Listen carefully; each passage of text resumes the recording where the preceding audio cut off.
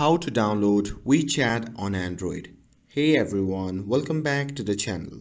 In today's video, I'll show you exactly how to download and install WeChat on your Android phone. So now without further ado, let's get started. So first thing first, open the Google Play Store on your phone. And here, once you have opened it, simply tap on the search icon at the bottom right corner of the screen. And here, once you are in the search section, simply tap on the search bar at the top and type in WeChat and hit search. And after that, you should see the official app by WeChat.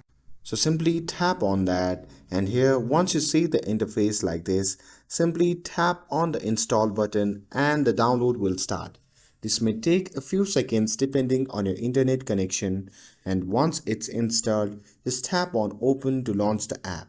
And after that, you can sign in or log in with your existing account, and that's it. Now you have got WeChat installed and ready to go on your Android phone.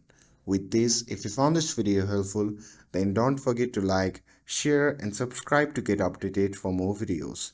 Thanks for watching, and I'll see you in the next video.